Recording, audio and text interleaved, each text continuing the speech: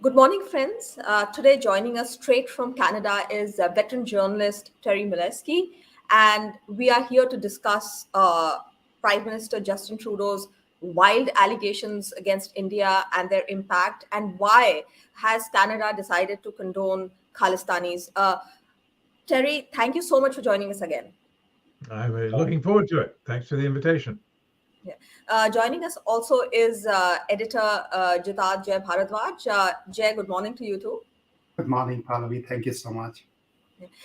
Terry, let's get straight to the question. What's happening in Canada? What do you make of Trudeau's statements, and what could be the wider implications of making these statements?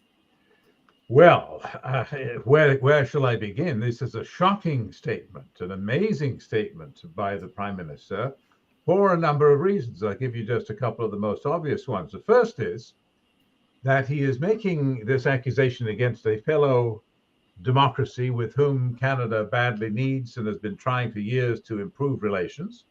So he's blown all that up. The trade talks out the window, free trade agreement, forget it, not going to happen. Relations have gone from what were already cool to frosty and now to a deep freeze, seems to me. Second of all, what Trudeau has done is put his own head in a noose. And what I mean by that is that he's now put himself in the position where he has to produce the goods. He can't say all of this about India being linked. Somehow agents of the Indian government are potentially linked to this murder and then not have any evidence. I mean, that just won't cut it for a prime minister of anywhere. And the problem that he's going to face is that so far, it was June the 18th, I believe, that Mr. Nijjar was murdered in the parking lot of the Gurdwara where he was the president in Surrey, British Columbia. And since that time, not a shred of evidence of Indian participation in the murder has emerged. It's not to say there isn't any, but if there is, nobody knows about it, except apparently for Mr. Trudeau and whoever told him this.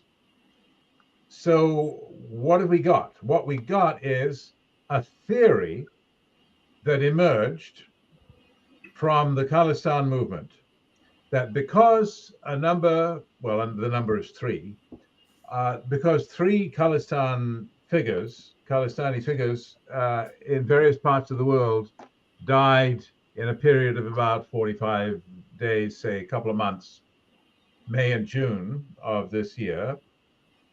Therefore, it was necessarily the work of the Indian government. They didn't say why they thought this, just that, well, it's obvious.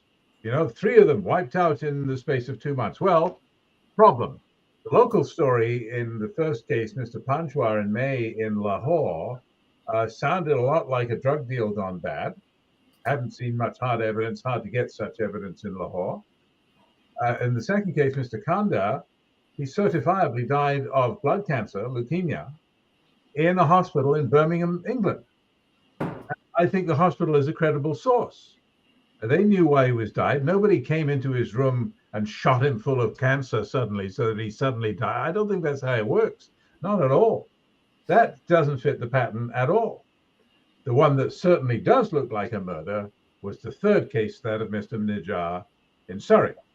At any rate, the Khalistanis looked at that. Mr. Panoon, the head of Sikhs for Justice, the voice of Sikhs for Justice, determined right away, this looks good. He's going to jump on that.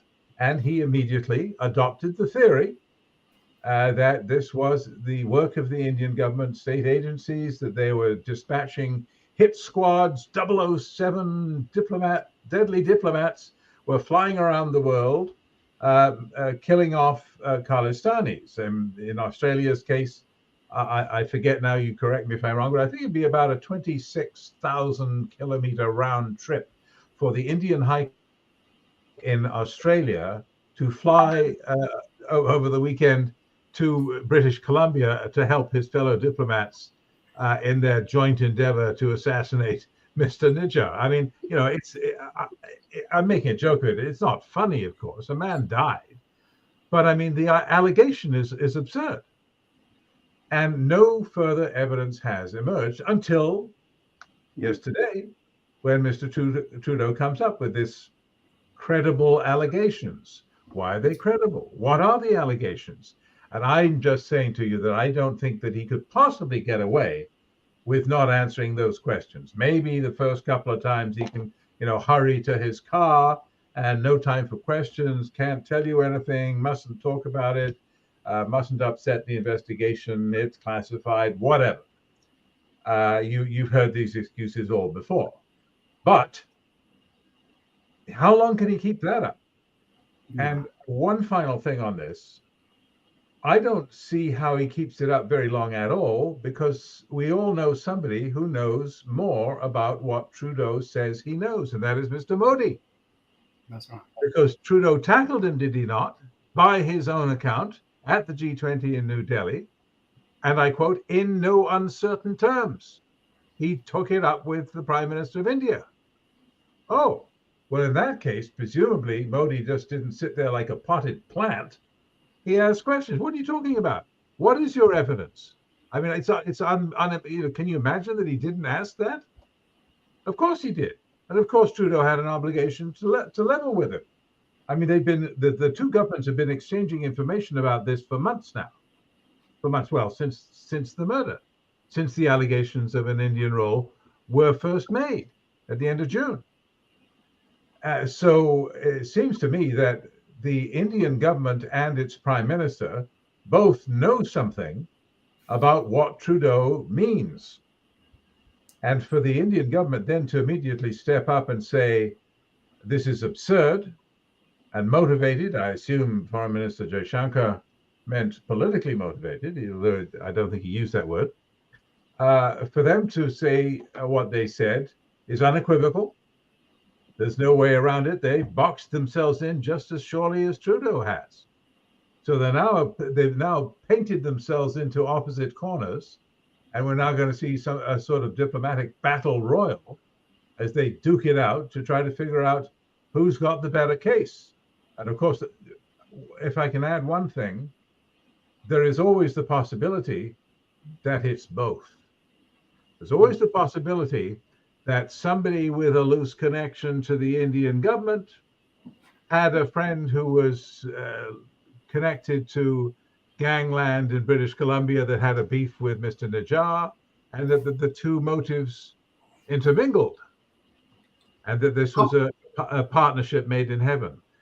So I don't exclude any of these possibilities, but I do say that I cannot see any way that more information can be, the information can be withheld from the public for very long, a couple of days, but after that, it's going to leak out. Somebody's going to say something, and we're going to know more about what Trudeau's getting at. And if we don't, by the way, he's finished. Terry, the chatter since June when Nijar was killed there in Gurdwara, Parking, Khalistani chatter was that the other gang of Ripudaman Singh Maliks killing the people angry with that, they have somehow, initially they were saying had help from India and a go ahead or something like that, and they killed Nijar. However, in last 3.5 months, what has happened is they have absolutely deleted the part of Ripudaman Singh Malik's gang involvement in that, and absolutely painting India or Indian government or diplomats that they were responsible for it. There is, I want to just go where you were talking, that there could be, if Ripudaman was very good with Indian government in last year and a half. He has attended programs there. Yes. So is there, that is the reason, is that the sense? You're on the right track. There is this is, I would say, really the prevailing theory until yesterday. And it may still be the prevailing theory even after yesterday, because not that many people are persuaded that Trudeau's story is really going to hang together. His own credibility is not that hot. He's slumping in the polls. Politically, he's looking at the end of his career in politics. So the upshot is that what you're driving at is it's confusing, but it's plausible. That Mr. Malik had certainly, and this is true, I believe this to be fact. Mr. Malik had written a letter to Narendra Modi, congratulating him on the wonderful things that he had done for the Sikhs, opening doors for the Sikhs, mending fences with the Sikhs, getting rid of the blacklist that prevented overseas Khalistanis ever visiting India for the rest of their lives.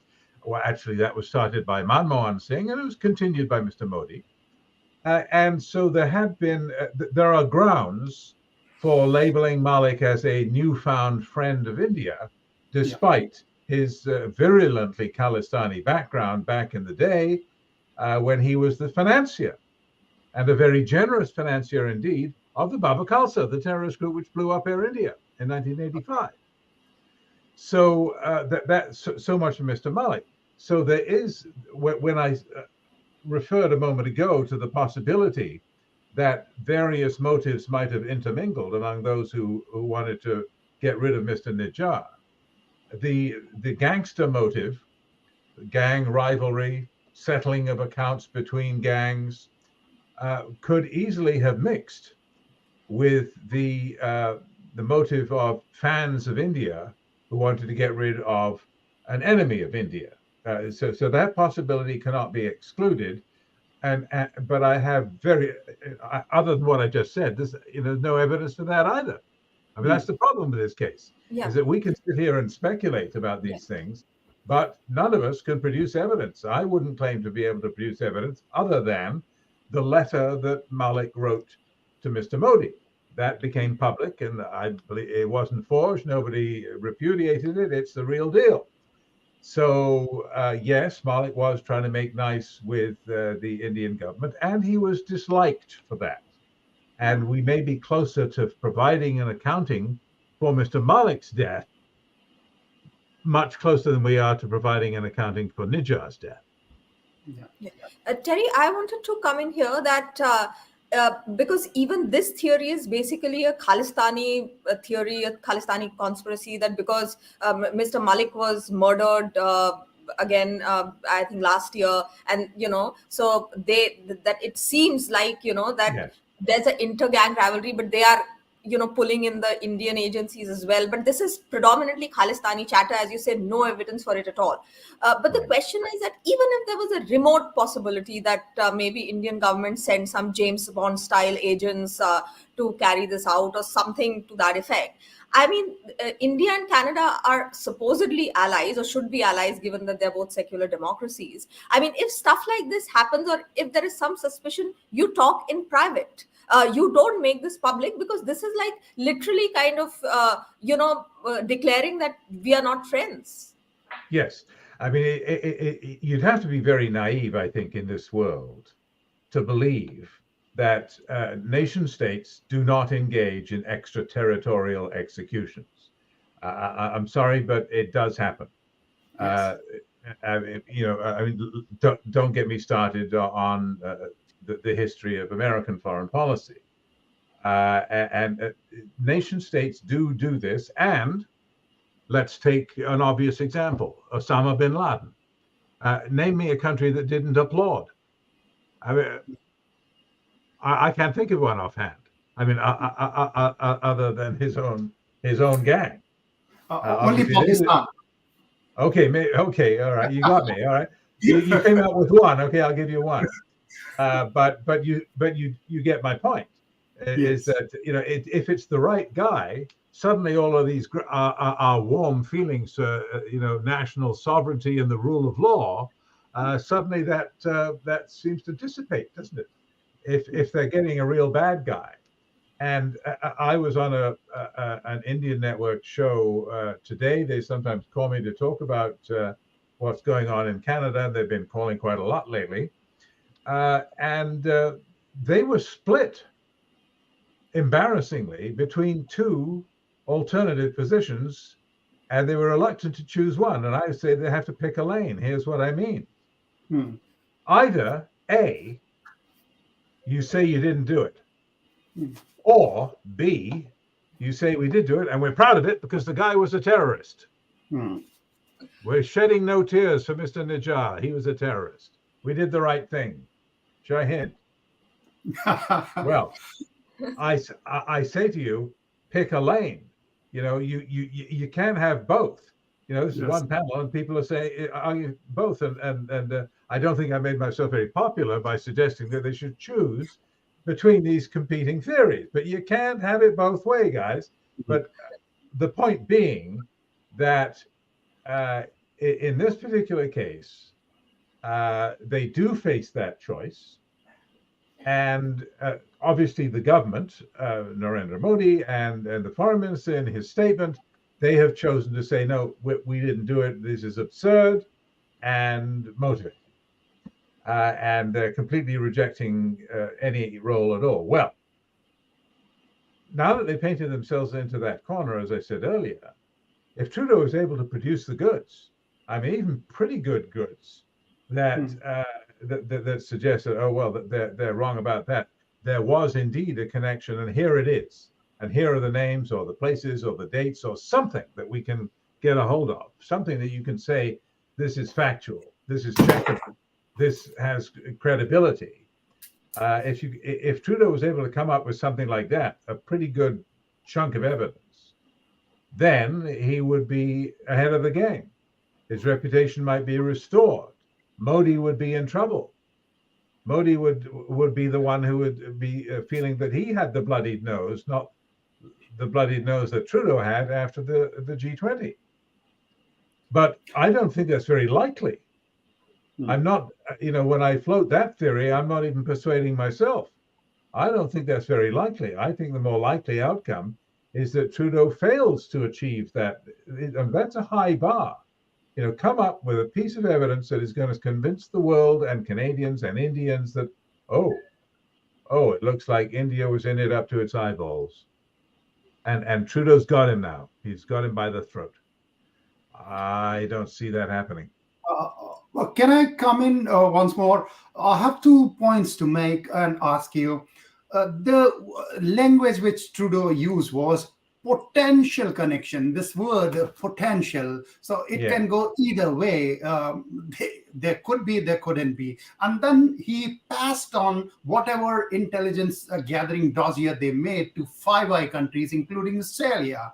And I was on phone call a whole afternoon and evening yesterday, making sense what Australia is standing on, what kind of whatever they could tell us. And what my understanding after last night is that whatever dossier Canada has provided is a rubbish thing. They can't even point to one single area which can be talked about. So this is the understanding here in Australia, and almost same was when White House spokesperson spoke. So is not only Trudeau is making fool of himself in Canada, but with Five Eye countries also. Well, so far, yes. I mean, there have been statements I know that are a little bit more accommodating to Canada's interest from the British and from the White House spokesman to the effect that, we're going to take a good look at this and we're taking it very seriously. And it's imperative, I think the White House said, that India cooperate and that the culprits in this murder be brought to justice, which is, it's a step towards giving Canada some comfort. So it's not all as you describe, although I grant you that when the Australian Prime Minister, he started talking about Bruce Springsteen, didn't he? Chill out. He did. Yeah, chill out. He didn't seem to be taking it with the greatest seriousness, and who can blame him? I mean, I'm a Canadian, and I'm not blaming him. I mean, it's so far. The jury just isn't just out and neutral. The jury is skeptical. The jury isn't buying what Trudeau's selling, not yet. Terry, there's one more point I wanted to make that as we were discussing earlier, that I think the killers have not yet been caught. So the police has not even released a statement on who has carried out the assassination. Yes. Now, Very important point. Yeah. even before that, not only is Trudeau making these allegations in the Canadian Parliament, he is making a dossier and sharing it with other countries, which is a clear-cut attempt to damage India's reputation and damage India's relationships with these countries. I mean, unless you have solid proof, why would you go around distributing dossiers or giving information to other countries? I mean, what it seems is that Trudeau has really damaged Canada's interests here, because India is an important country. It is an important ally geopolitically. I mean, who does that? In legal terms, this is outright defamation. Wouldn't you say so? Well, it depends what's in the dossier, doesn't it? I mean, it cuts both ways. If indeed there is convincing evidence out there, and we just need to get to the guy that we suspect was involved and sit him down and interrogate him and get to the facts. If it's a situation like that, okay, I'm speculating, where you just need this additional step and you need India's cooperation to bring this guy to the interrogation room, and India refuses. Oh, well, that would be interesting, wouldn't it? Then you wouldn't be asking me about defamation of India. That I would be justified in having some questions to ask of the Indian government if they refuse to allow this guy to be interviewed. And no matter how much they talked about how it's the principle, it's not. We don't. It's not. We're afraid of what he's going to say. Oh no, it's not that. Not at all. No, it's just we're standing on principle. I wouldn't buy it. I wouldn't buy it. So it all depends what's in the dossier, and it all depends on the quality of the evidence, if any, that Trudeau has been able to muster. If it's lousy, you can say they're defaming India, although that's hardly the worst effect of what's happening. I mean, the complete shattering of the already fragile relationship between India and Canada, that's serious damage. That's wrecking the interests of both countries. Another thing, everyone is very curious. A lot of written material I could source from Canadian outlets. Who is Niger? Was he a Canadian citizen or not? I mean, I wish you hadn't asked that, because I'm in a bad spot. I don't know, and I'm not sure I know anyone who knows. The Prime Minister referred to him as a Canadian citizen yesterday. That was news to me. Doesn't mean I'm just stupid and didn't know, but it wasn't clear. So what we know of his background to date is that when he first came to Canada, he used a false passport. His first attempt, because of that, to get Canadian citizenship failed. Then he married a woman who was a Canadian citizen, but the immigration officer on the second attempt said that's not a genuine marriage. It's not bona fide. She just married last year. It was a fraud, they said. Yeah, it was a fraudulent attempt. But then, since then, he seems to have married some other woman, and everything seemed to be just fine, and he described himself as a Canadian citizen. So the only solid evidence that he was or he wasn't came from Trudeau's statement yesterday. And yeah, I think he was a citizen if the Prime Minister said so. I mean, I find it hard to believe that they wouldn't have gone through weeks of anxiety preparing this dossier and bringing themselves to this point of this very dramatic statement without checking, was he a citizen? I mean, you can't have the Prime Minister stand up in the House of Commons and say he is if he isn't. Yeah. Terry, can I come in? Once again, you just said that weeks of preparing that dossier. So what I could understand is that before G20, Trudeau was ready with the dossier and wanted Yes. to do what he just did, and maybe waited for G20 to finish up. He doesn't want to do it before because there could be more repercussion for him attending it in India. Well, we do know that he wanted to corral the allies, precisely which allies, I assume, at the very least the G7, um, and the Five Eyes, of course, which would include both Canada, the UK, the US, and Australia. The purpose of the exercise was to go in with guns blazing, as it were, with your allies standing behind you, all saying, "Hey, these Canadians have dug up something that we don't like about you. We want answers from India." That was their fantasy. That was the Canadian fantasy world that they were living in, that the allies would say, "Oh, this is terrible. We all stand on this principle. We are shocked to learn that extraterritorial executions happen in this world. We had no idea, and we demand answers from you." Oh, come on. Nobody's going to buy that. Well, I don't know why they would have even tried to sell it. Anyway, that fantasy plan never came to fruition, I suspect, because the Allies just said, "Well, you don't have much here, frankly, and we are not here to pick a fight with India."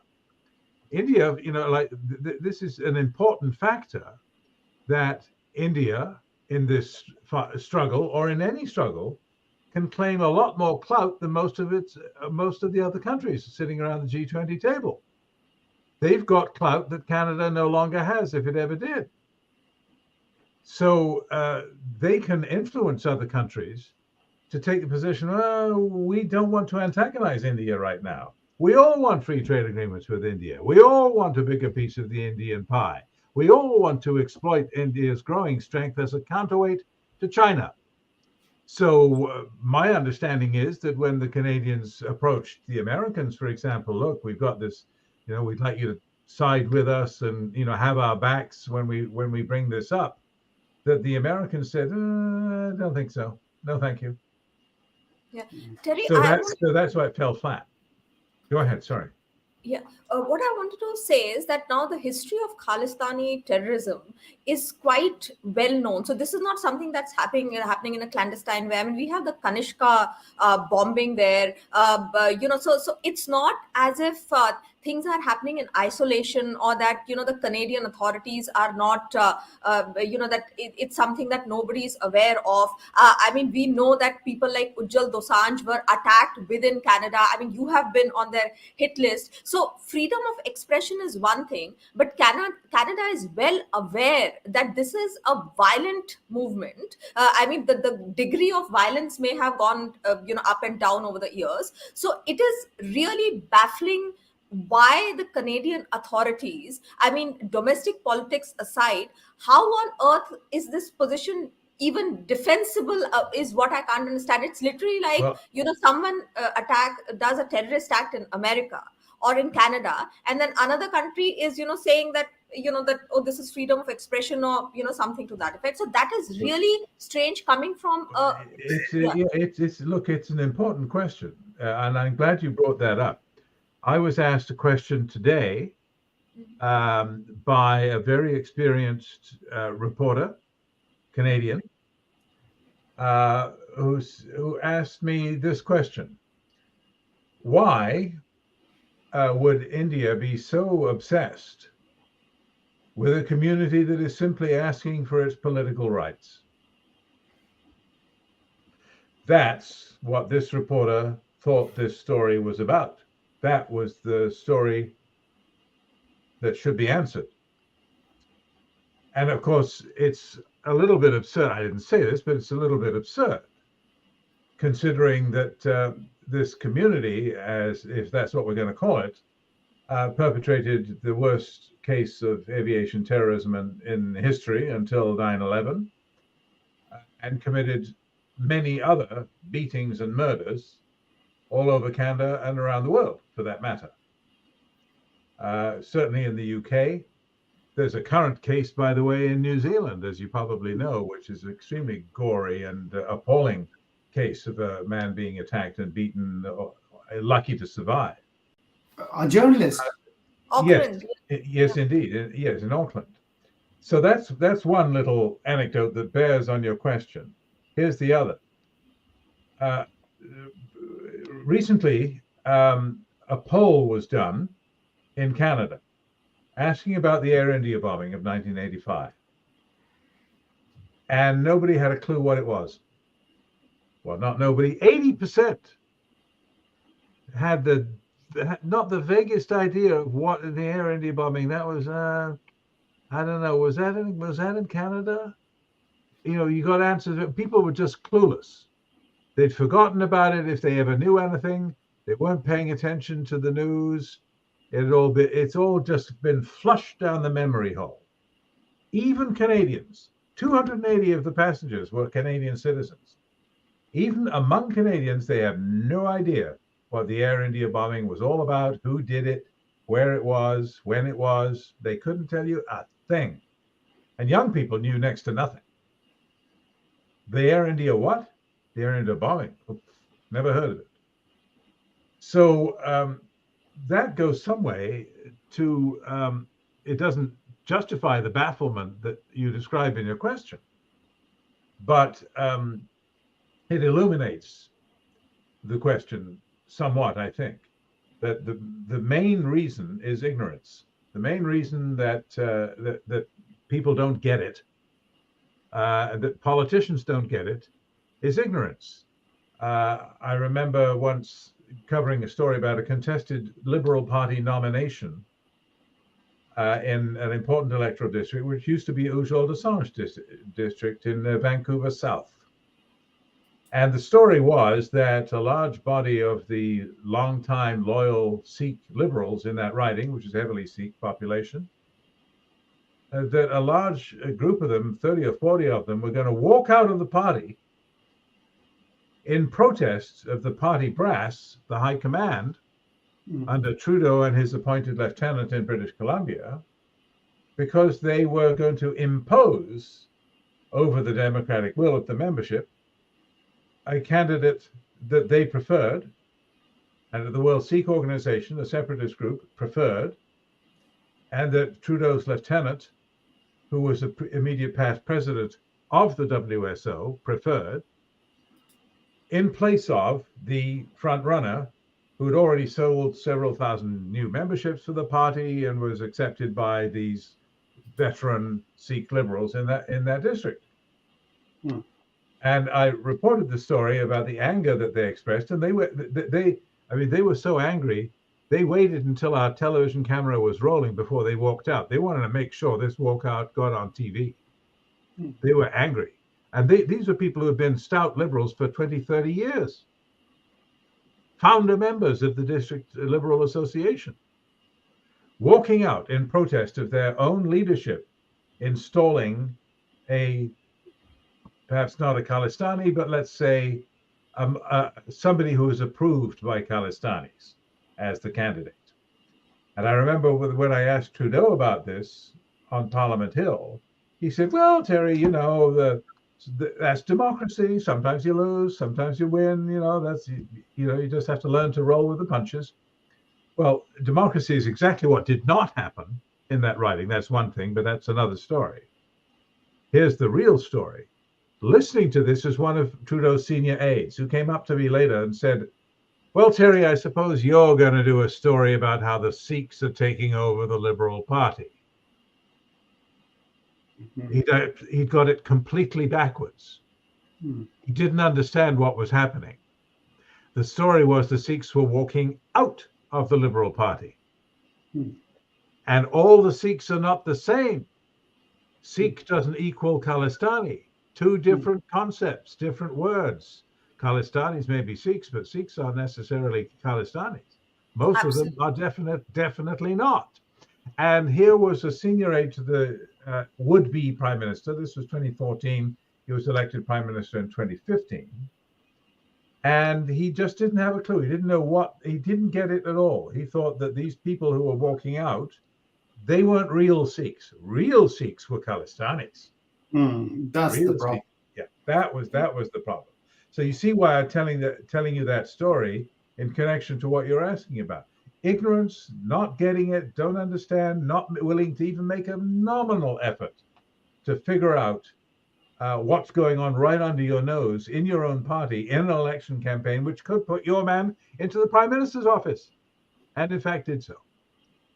And that ignorance it's a shame, it's a pity, and it was touched upon, I would say tangentially, gently, by the Commissioner of the Air India Inquiry in Ottawa, who reported out in 2010, former Justice of the Supreme Court, John Major, who felt the need to touch on this question of racism. He didn't want to accuse Canada of racism because they didn't care about the bombing, but he wanted to recognize that a lot of families raised that question.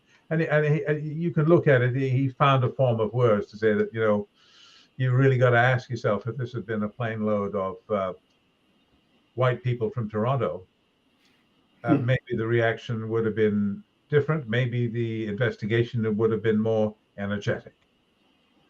So all of these factors, I think, ignorance, willful ignorance in the case of the politicians, indifference, all of these factors add up to a sense that still, here we are, 40 years later, 38 in the case of the Air India bombing, and we still don't get it. Most of us still don't get it. Can I tell you one more anecdote? This was raised by the son of Tara Singh Hare, the murdered witness at the Air India trial. He had devastating evidence for the prosecution, never told his story because he was killed before the trial. His son, Dave Hare, who was an elected member of the provincial legislature, told me his story. He thinks this young girl was maybe 14 years old, something like that. Asked him a question, Mr. Hare, why do you always refer to the Air India bombers as terrorists? She said, they're heroes, heroes. And he was amazed and looked at her and said, what are you talking about? What about the families? What about the victims' families? You ever think of that? And the girl said, oh, no, I never thought of that. That's what she's being taught at home. That's what she's learning at home. So we have our solitudes, the great mass of the public over here, indifferent, ignorant, not knowing what's going on, not caring to find out very much. It's a story that doesn't reflect well on Canada. We failed to stop the bombing. We failed to mete out justice. Don't really want to talk about it anymore. Thank you very much. And then you have this little minority saying that they're the victims. They're oppressed. They're fighting for their rights. And they're entitled to send their young men into war to fight and die and killing civilians. They're heroes. They're taught that the Air India bombers are heroes, and this is still going on today. Yeah. Terry, I had a follow-up question because you made a very pertinent point that Sikhs are not Khalistanis. I mean, it baffles me sometimes that why the politicians who are even those who are doing it purely for vote bank politics, why don't they get this? That Khalistanis are a very small fraction and they are not Sikhs. Sikhs are different. I mean, why is it so difficult for them to understand? That's a little bit easier to explain simply because the people, the ones who are in your face are the Khalistanis. The rest are retired. When I referred to the great mass of people who are indifferent, I'm not excluding 1 million Hindus in Canada. I'm not excluding the rest of the Indian diaspora, the non-Khalistani Sikhs, and the Hindus and the Christians, and the rest. They're all part of this problem too. I think that there's simply, in the media that people read, they don't often see the background. Okay, the explanation for what the situation is of public opinion in Punjab, for example, and where I quite often tell people, do you want me to give you the voting figures for the Sada, the Simranjit Singh Man's separatist splinter group of the Shiromani Akali Dal, the Sikh political party in Punjab? And they just assume that, there's a great mass of people who are united around this idea of an independent state for the Sikhs. And you tell them, well, in the last election, they got 2.5% of the vote and no seats, zero, nothing. And then the one before, and that was a banner year. That was a good year for the separatists because they got, 2.5%. That's great compared to the last election, because in 2017, they got 0.3% of the vote. You tell people that it's 0. That's not very much, is it? No, it's not. No. Here are a couple of other figures that people are astonished when they hear this. Pew Research, which is a very important and serious polling company based in the United States, they did a very extensive survey in India. They were in the field for months, 2019 running into 2020. The results were published in 2020. They found, if you haven't heard this before, listen to this one. They found that among Sikhs in Punjab, 95% said they were, quote, very proud to be Indians. Wow. 70% said that anyone who disrespects the nation of India cannot be a real Sikh. Not a real Sikh unless you are a proud Indian. Now, anyone who studies polling, I've spent many years as a political reporter, and you study polling you never get 95% for anything. You can't get 95% for peaches and cream. It's unheard of. There's always at least 15 or 20% of people who don't agree with whatever it is you're polling about. There's always 15% of malcontents who won't go along. 95%, really? Yeah, that's what they found.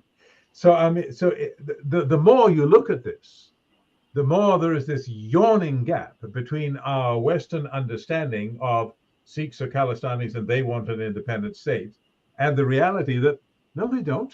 They've got a state. It's called Punjab. It's part of India. Okay. Lastly, Terry, where do we go from here? Is it going to be that Indians are not going to get visa of Canada, or Canadians will not be allowed in India? Is that going to happen soon, in few months' time or something? Or there'll be more scrutiny before visa, or no trade? What is going to happen? I have no sense, but something terrible I can see. I can't see the sky, but the smell of it is not good. That's what I'm seeing. When I said earlier that I think it's going to get worse before it gets better, I was hoping that you wouldn't ask me for details. But now you have. I think all of the above are possibilities. I think that, as I said earlier, the free trade agreement, forget it. The trade mission that was planned by the trade minister, Mary Ng, has been canceled. We were supposed to sign all kinds of new deals. That's all out the window.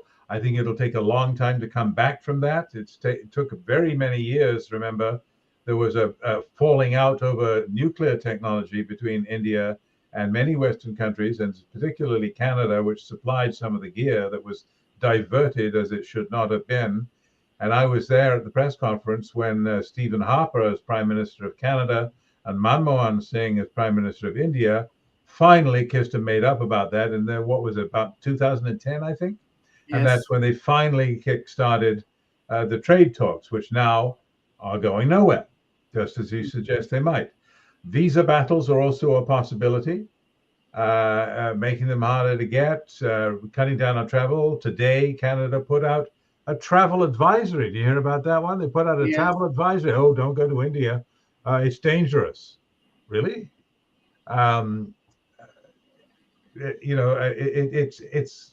It's not. It was meant to be a prediction, but actually, when I said that it's going to get worse before it gets better, it's already happening.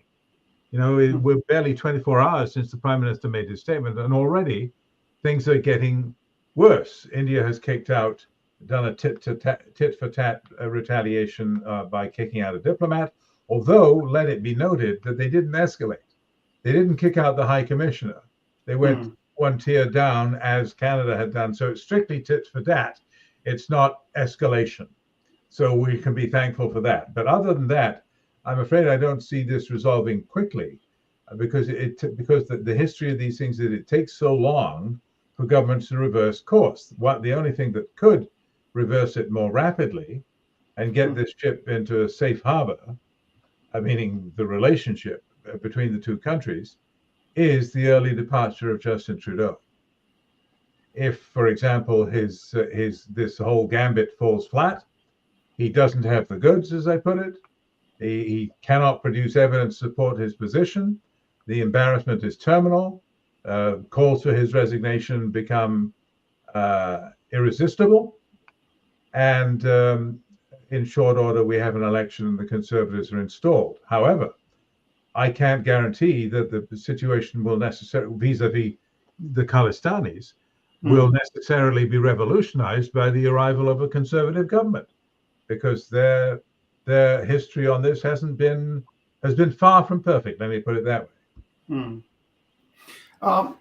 India kind of has already indicated last evening that Indian international students, they are concerned about their safety, and they don't want more students to go. So maybe this year, when the term starts, there'll be a cut down or a ban or something on international education in Canada. So there'll certainly be some discouragement, and that's what you're describing, I think. Yeah. And of course that does hit Canada in the wallet, because we make good money on international students. It's a good business for Canada, that. And thank you very much, India, for sending so many of them. And if there are fewer, we'll be poorer. That's this is going to happen in 100 different fields, guys. Right across the board, we're going to discover how much we need each other. When things fall apart, that's when you discover. Terry, thank you so much for joining today and giving us so much information. Always a pleasure to speak with you. And let's hope that things come back on track and that they don't escalate further. Thank you so much for joining us. Thank you so much. I enjoyed it. Thank you. Thank you very much. Thanks a lot.